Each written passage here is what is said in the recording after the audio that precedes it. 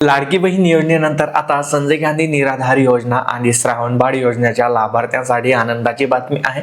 त्यांचा जानेवारी महिन्याचा 1500चा हप्ता आता त्यांच्या खात्यात जमा होणार आहे आणि याबाबतची अधिकृत माहिती तुम्ही पाहू शकता, स्क्रीनवरती पाहू शकता। ही आहे संजय गांधी निराधार योजनेची अधिकृत वेबसाईट आणि ही वेबसाईट सध्या बंद आहे आणि याचं कारण म्हणजे संजय गांधी निराधार योजना, श्रावणबाळ योजना आणि इंदिरा गांधी योजनेच्या लाभार्थ्यांच्या खात्यात त्यांचा जानेवारी महिन्याचा 1500चा हप्ता जमा करण्याची प्रक्रिया सुरू आहे।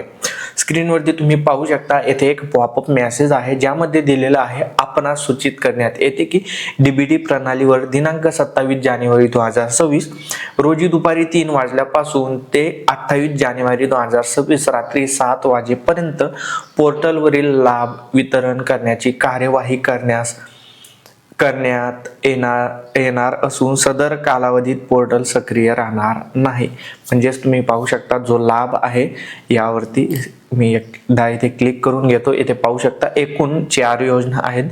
इंदिरा गांधी वृद्ध कपात निवृत्ती योजना, इंदिरा गांधी दिव्यांग निवृत्ती योजना, इंदिरा गांधी विधवा निवृत्ती योजना, राष्ट्रीय कुटुंब लाभ योजना आणि संजय गांधी निराधार योजना, अशा एकूण या 5 योजना आहेत आणि या अंतर्गत पात्र असलेल्या सर्व पात्र लाभार्थ्यांच्या खात्यात आता डीबीटी प्रणालीद्वारे हा 1500चा हप्ता जमा होणार आहे।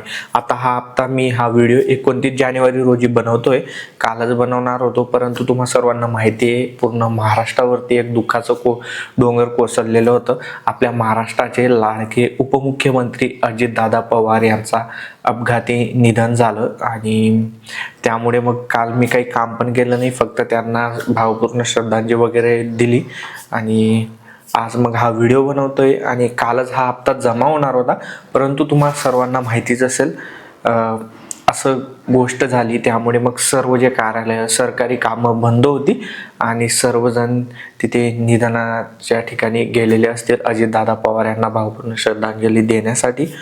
परंतु हा हप्ता आता 29, 30 किंवा 31 या पुढील 3 दिवसात सर्व पात्र असलेल्या लाभार्थ्यांच्या खात्यात जमा होईल। तुमच्या खात्यात जमा झाला का कमेंट करून नक्की सांगा। व्हिडिओ महत्त्वाचा आहे, जास्तीत जास्त शेअर करा आणि असेच कामाचे माहितीपूर्ण व्हिडिओ पाहण्यासाठी कम्प्युटर वर्ल्ड सेंटरला फॉलो आणि सबस्क्राईब नक्की करा।